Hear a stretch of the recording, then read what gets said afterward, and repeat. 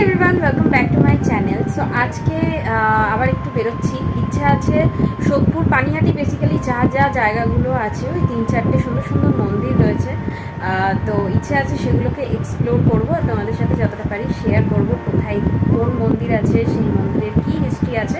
হয়তো ভিডিওটা ছোটোই হবে, বাট যতটা পারবো ইনফরমেটিভ করার চেষ্টা করব। তো আজকে পয়লা বৈশাখের জন্য বেরোচ্ছি স্পেশালি, কারণ পয়লা বৈশাখে তো শ্রেয়ানের ছুটি থাকবে না, সেই জন্য পয়লা বৈশাখে নতুন জামা পরেও নিয়েছি। এটা একটা কট সেট যেটা পিসি দিয়েছে পয়লা বৈশাখে, আর শ্রেয়ানও পরেছে পয়লা বৈশাখের জামা যেটা পিসি দিয়েছে। পরে উল্লেখটা তোমাদের সাথে শেয়ার করছি। বাট এখন বেরোচ্ছি ওই বাজে 4টে মতন।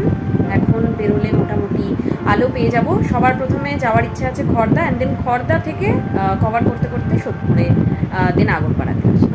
প্রথমেই চলে এসেছি আমরা খড়দার 26 শিব মন্দিরের উদ্দেশ্যে। গঙ্গার একদম পাড়েই অবস্থিত এই 26 শিব মন্দিরের প্রবেশদ্বার। বাঁ দিকে রয়েছে মোট 20টি শিব মন্দির এবং ডান দিকে রয়েছে মোট 6টি শিব মন্দির।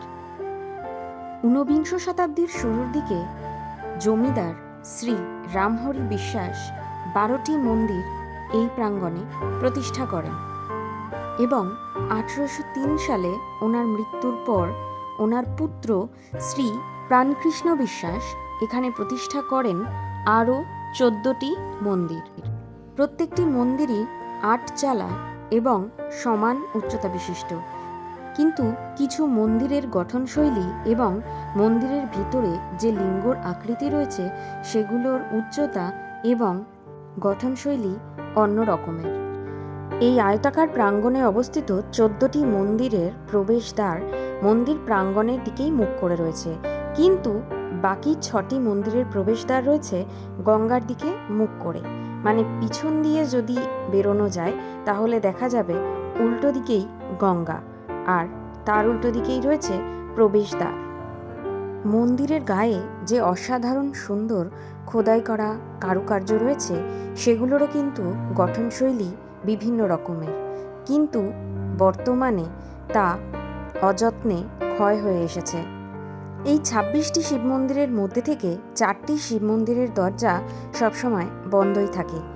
গঙ্গার দিকে অবস্থিত 6টি শিব মন্দিরের মধ্যে এই প্রথম শিব মন্দিরটিতে রয়েছে কোষ্টি পাথরের শিবলিঙ্গ, যেটা সব থেকে বড়, এবং তার পাশেই রয়েছে একটা ত্রিশূল, এবং পরপর এই দিকের সবকটা শিবলিঙ্গর আকৃতি কিন্তু প্রায় একই রকম বলা যেতে পারে। মন্দিরের গায়ে এই অসাধারণ ফুল পাতা এবং বিষ্ণুর অনন্তসজ্জার কারুকার্য যতটা পারলাম তোমাদের সাথে তুলে ধরার চেষ্টা করলাম। ভেতরের প্রাঙ্গণের শিব মন্দিরগুলোর তুলনায় বাইরের এই 6টি মন্দিরের অবস্থা ততটা ভগ্নপ্রায় নয়। গঙ্গার ধারে এই নিরিবিলি শান্ত পরিবেশে কেউ যদি বিকেলের দিকে আসে খুব সুন্দরভাবে সূর্যাস্ত উপভোগ করতে পারবে, আর যখন সূর্যের আলো শিবলিঙ্গের ওপর পড়ে তখন তার সৌন্দর্যই হয় অন্যরকম। সকাল 6টা থেকে এই মন্দির খোলা থাকে সন্ধে 6টা পর্যন্ত। মন্দিরের ভেতরে যে শিবলিঙ্গগুলো রয়েছে সেগুলোর কিন্তু এক একটির আকৃতি এক এক রকম। শিবলিঙ্গর উপরিভাগ বেশ কিছু অংশে হয়তো বেশ অনেকটা নিচের দিকে বা বেঁকানো, এবং কখনো শিবলিঙ্গের নিচের অংশ মাটির তলায় নিমজ্জিত। কোথাও কোথাও শিবলিঙ্গ 2টি রয়েছে এবং কোথাও কৌড়িপট্টও 2টি করেই রয়েছে। এই মন্দির প্রাঙ্গণটি কিন্তু পুরোপুরি আর্কিওলজিক্যাল সার্ভে অফ ইন্ডিয়ার আন্ডারে বর্তমানে রয়েছে। এই 6টি শিব মন্দিরের প্রবেশদ্বারও গঙ্গার দিকে মুখ করেই রয়েছে। অন্যান্য সময়ে এই মন্দির প্রাঙ্গণ ফাঁকা থাকলেও শিব চতুর্দশী এবং নীলষষ্ঠীর সময় কিন্তু দর্শনার্থীদের অনেক ভিড় হয়। আর এখানে যে জিনিসটা সব থেকে আশ্চর্য লাগলো আমার দেখতে, সেটি হলো অজস্র টিয়া পাখি প্রত্যেকটা বড় বড় গাছের মাথায় ঝাঁকে ঝাঁকে বসে রয়েছে, যেগুলো সচরাচর কিন্তু দেখা যায় না।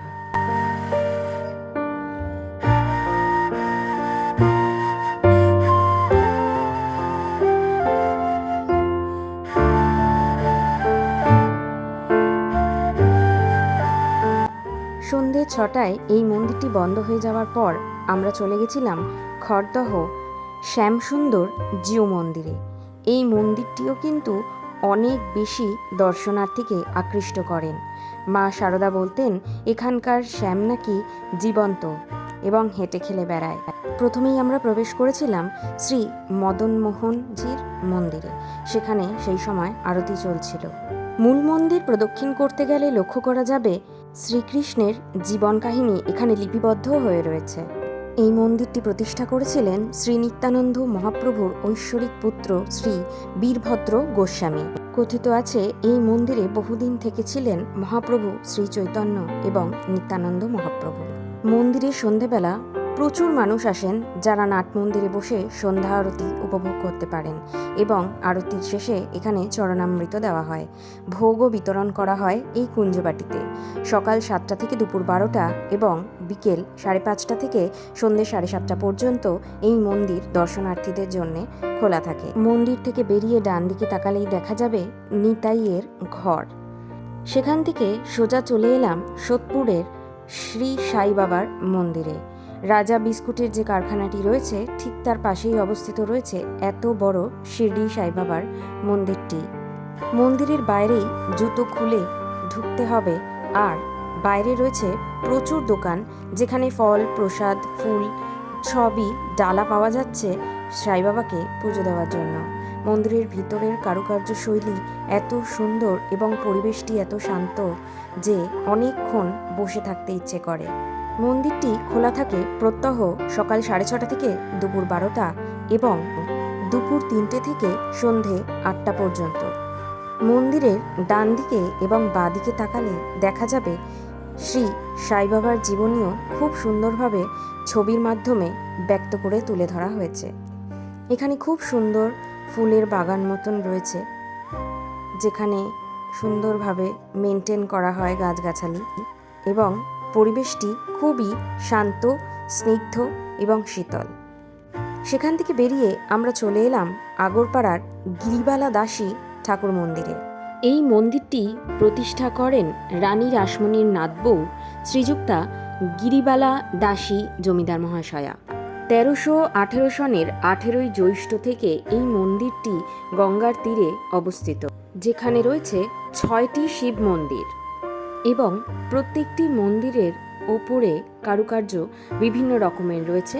প্রত্যেকটি মন্দিরের নাম বিভিন্ন ধরনের, যথাক্রমে রামেশ্বর, রাজেশ্বর, গোপেশ্বর, তারকেশ্বর, ভুবনেশ্বর এবং বিশ্বেশ্বর। গঙ্গার তীরে অবস্থিত এই পঞ্চরত্ন মন্দিরটি সম্পূর্ণ সাদা এবং সবাই বলে দক্ষিণেশ্বরের আদলে তৈরি, তাই এই মন্দিরটিকে ছোট দক্ষিণেশ্বরও বলা হয়। এটি কিন্তু একটি রাধা মাধবের মন্দির। এই মন্দিরে যে কৃষ্ণ রয়েছে সেই মূর্তিটি তৈরি কোষ্ঠী পাথরের এবং রাধার মূর্তিটি তৈরি অষ্টধাতু দিয়ে। শিব মন্দিরগুলো কিন্তু 8চালা বিশিষ্ট এবং মূল মন্দিরের সামনেই রয়েছে একটি ভীষণ বড় নাট মন্দির। এই মন্দিরটিও প্রত্যহ সকাল 6:30 থেকে দুপুর 12টা এবং বিকেল 4টে থেকে রাত 8টা পর্যন্ত খোলা থাকে। প্রত্যহ এখানে 7টা থেকে 7:30টার মধ্যে সন্ধ্যা আরতি হয় এবং তারপরে প্রসাদ দেওয়া হয়। এই নাট মন্দিরটি প্রায় 50 ফুট লম্বা এবং 40 ফুট লম্বা শ্বেত পাথরে বাঁধানো। শোনা যায় এই মন্দির নির্মাণের সময় রাধার যে অষ্টধাতুর মূর্তিটি সেটা চুরি হয়ে যায় এবং পরবর্তীকালে স্বামী শিবানন্দ গিরি বৃন্দাবন থেকে রাধার যে মূর্তিটি নিয়ে আসেন সেটি এখন পূজিত হয় বলে জানা যায়। অসাধারণ কারুকার্য বিশিষ্ট এই মন্দিরটি নির্মাণের খরচা হয়েছিল প্রায় সেই সময়ের 3.5 লক্ষ টাকা। এই মন্দিরের ভিতরেই কিন্তু খুব সুন্দর কারুকার্য করা একটি বাঁধানো ঘাটও রয়েছে এবং মন্দিরের ভেতরে ভোগ খাওয়ারও সম্পূর্ণ ব্যবস্থা রয়েছে। 1985 সালের 23শে জানুয়ারি শ্রী শিবানন্দ গিরির তত্ত্বাবধানে হরিদ্বারের ভোলানন্দ আশ্রম এই মন্দিরের দায়িত্ব গ্রহণ করে। আরতির পর প্রসাদ নিয়ে ওখান থেকে গঙ্গার ঘাটে চলে এলাম। তো আজকের ভিডিও এইটুকুই। ভিডিও ভালো লাগলে please like, share and subscribe to my channel. আর দেখা হচ্ছে তোমাদের সাথে আবার নতুন কোনো এরকম ইনফরমেটিভ ভিডিওতে। Till then, take care.